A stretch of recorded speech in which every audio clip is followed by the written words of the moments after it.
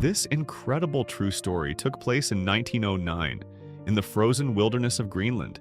At the time, Denmark launched another expedition, not only to explore the region but also to search for a previous expedition that had disappeared. Their goal was to prove that the northern part of Greenland, which America claimed belonged to them, was in fact Danish territory. This second expedition was led by Captain Einar Mikkelsen, accompanied by his colleague Jorgensen. But after weeks of traveling, the two were forced to return to the ship. Jorgensen's feet had completely frozen, and to save his life they had no choice but to break them. On Christmas night that year, the crew remained trapped on a ship frozen in ice. They gathered and shared a simple Christmas dinner. Mikkelsen stood and thanked his men for joining him in this mission on behalf of Denmark. He then showed them a journal he had discovered from the missing expedition. Inside was a map pointing to a marker stone left somewhere deep in the unknown Arctic. Mikkelsen announced his plan to go back out and retrieve whatever evidence had been left behind. He asked for volunteers. No one responded. In the silence, the ice itself seemed to answer. This is against the ice. The next day, a young mechanic named Ivar approached Mikkelsen quietly. He offered to go with him. Ivar had little experience, but his determination was clear. Mikkelsen appreciated it and agreed to consider him. Mikkelsen watched as Ivar struggled to handle the sled dogs. Jorgensen stepped in, teaching him how to control and discipline them. He warned Ivar not to grow attached. If food ran out, one of those dogs would eventually become food for the others. Mikkelsen later asked Lieutenant Laup about Ivar. Laup said Ivar was brave, though far from ready. That afternoon, the other crew members tried to scare Ivar out of his decision. They told him the cold in Greenland could reach -40 degrees and that he wouldn't survive. But Ivar held firm. He had already made up his mind. Meanwhile, Jorgensen apologized to Mikkelsen for failing to complete the journey with him. He also warned him that Ivar was not the right partner for this mission, that he was just a mechanic, not an explorer. As a friend, he urged Mikkelsen to cancel the expedition, but Mikkelsen refused. He told Jorgensen that tomorrow he and Ivar would depart. Before leaving, Mikkelsen left one final instruction. When July came, the ice would begin to melt. If by August he had not returned, the crew was allowed to sail home and leave him behind. In March of 1910, the expedition finally began. Mikkelsen and Ivar prepared their equipment, posed for one last photograph with the crew, and said their goodbyes. Then they set off across the frozen landscape. For an entire day, they traveled over ice and snow until their path was blocked by a steep stretch of hills. They agreed to climb up and over in order to continue their journey. Mikkelsen reminded Ivar to be careful.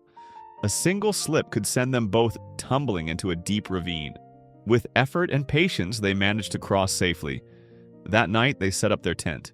As they rested, Ivar thought about the articles Mikkelsen had written, and he felt admiration for the captain who led him into this desolate world. The next morning, they continued onward, with Mikkelsen constantly checking the map, making sure they stayed on course. 26 days passed. Then a violent snowstorm swept across the ice, forcing them to find shelter and wait it out. During the storm, Ivar finally asked what had happened to the previous expedition.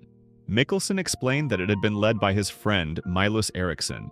When Mikkelsen and Jorgensen searched for them earlier, they only found one body, a man named Bronlund. The others, including Eriksson, were never seen again. It was from Bronlund's frozen hands that Mikkelsen recovered the journal and the map that now guided their mission. Mikkelsen encouraged Ivar not to fear failure. There is always a way forward, even in the worst conditions. Once the storm cleared, they continued. The sled dogs ran fast across the ice, faster than Mikkelsen was comfortable with. Before they could slow them, the sled skidded toward a cliff. The dogs in the sled plunged into a deep ravine. Ivar managed to hang onto the edge and was pulled to safety, but most of their supplies fell with the sled. The loss was devastating. Food for the dogs? Gone. Several essential items gone. Mikkelsen was frustrated, believing it could have been avoided. Still, there was no turning back. They kept moving. By the 48th day, exhaustion began to weigh heavily on both of them. Ivar questioned why this mission was worth risking their lives. Mikkelsen answered simply, to prove that northern Greenland belonged to Denmark, not the United States. It was about history, identity, and truth. The terrain became rougher. Small ridges of rock and ice slowed their progress. Mikkelsen studied the map closely. A single mistake in this wasteland could send them weeks off course. Soon, the dog food ran out. Ivar tried to hunt, but found nothing. The only remaining option was to kill one of the weaker dogs to feed the others. Ivar hesitated, but survival left no room for hesitation. They ate, then carried on. By day 84, they were worn down and still had found no marker. Supplies were nearly gone. Doubt crept in, but Mikkelsen insisted that the marker was out there and that they would return to the ship by August. To lighten their load, they abandoned one of their sleds and continued with only one. The long journey with no clear direction and almost no food slowly wore down their spirits. But then, in the distance, Mikkelsen spotted something. A small pile of stones. The very marker they had been searching for all this time. They rushed toward it. There were clear signs that people had once been there. Inside the marker, Mikkelsen found a piece of paper. A note written by Lieutenant Miles Eriksson. The note confirmed what this entire mission had been about. The channel that America claimed as proof that northern Greenland was separate land did not exist. Greenland was one continuous landmass. The claim belonged to Denmark. The expedition had succeeded. Inside the marker, they also found food left behind. As they ate, strength and hope slowly returned. But now came the hardest part. They had to return to their ship. By the 132nd day, another one of their dogs collapsed and died from exhaustion. With no other food remaining, they decided to eat the animal's liver. Mikkelsen worried it might be poisonous. They tested it using a piece of silver in the boiling pot. If the silver changed color, it would mean the meat was dangerous. They misunderstood the result. They both became sick and dizzy, barely able to move. When they finally recovered, they continued onward, weak and starving. One day, Ivar spotted a seal and prepared to hunt it. But a sudden gunshot and the sounds of barking broke his focus. He ran back and found Mikkelsen being attacked by a polar bear. Terrified but determined, Ivar fired again and again until the bear fell, crashing against the ice. Mikkelsen was dragged with it, slipping into the freezing water, but Ivar managed to pull him out just in time. That night they rested. Only one dog remained, already close to death. By morning that last dog was gone, and Mikkelsen had burned their sled to make fire. They would continue on foot. More than 320 kilometers still lay ahead. By day 164, only 1 month remained before the August deadline.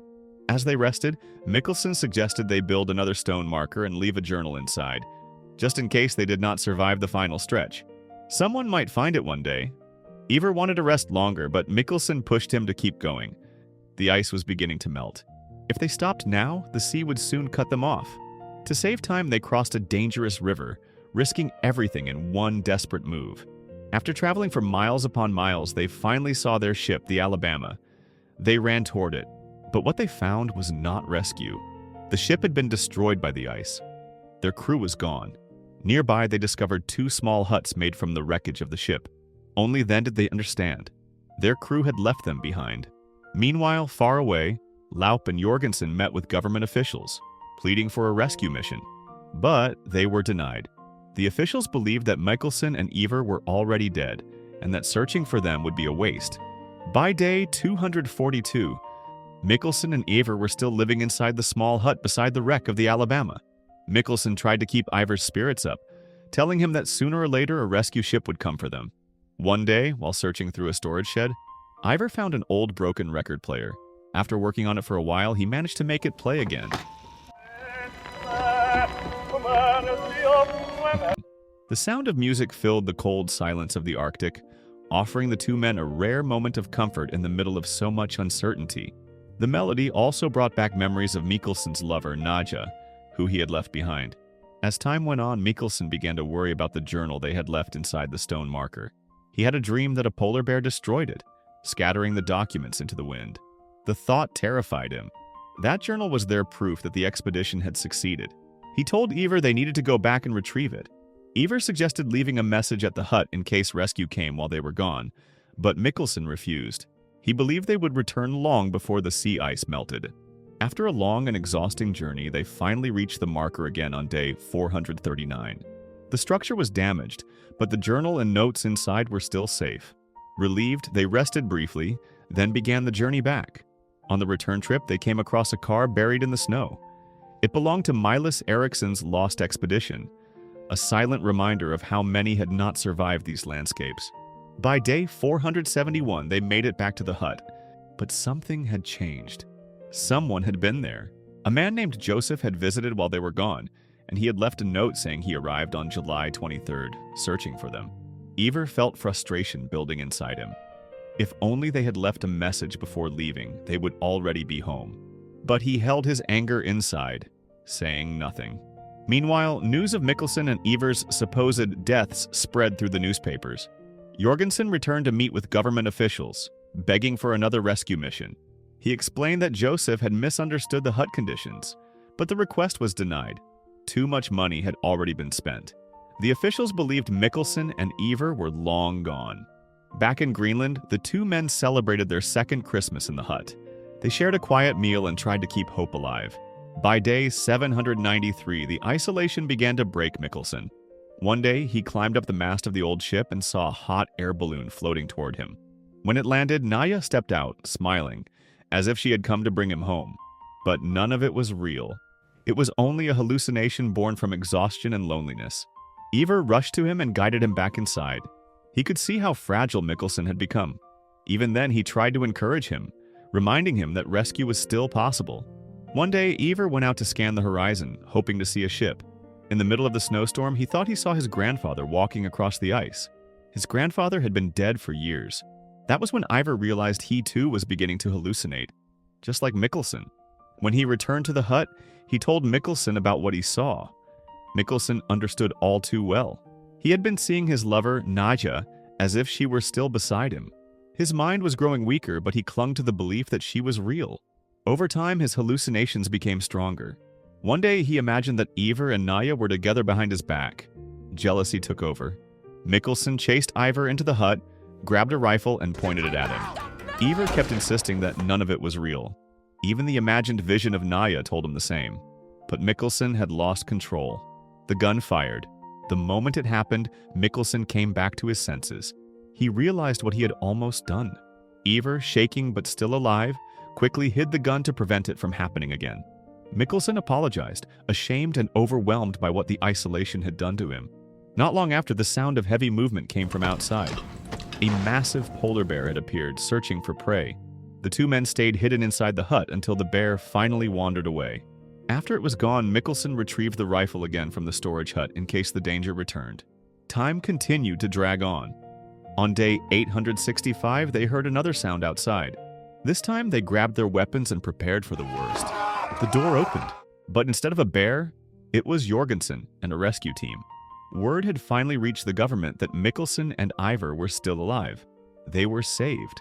When they returned to Denmark, Mikkelsen and Ivar were honored for their courage. During the ceremony, the Danish government announced that the United States had formally acknowledged that Peary was not a separate island, but part of Greenland. Their mission had changed history. Naja was there as well. This time, she was real. A year later, she and Mikkelsen were married. Mikkelsen dedicated the rest of his life to Greenland. Ivar, however, never returned to the Arctic again. But he and Mikkelsen remained close friends for the rest of their lives. And here is the real photograph of Mikkelsen and Ivar, survivors of nearly 2.5 years in the frozen wild of Greenland. So the moral of the story is sometimes loyalty means holding on even when the world forgets you. And sometimes the saddest part is realizing that survival does not guarantee that the pain will ever fully fade.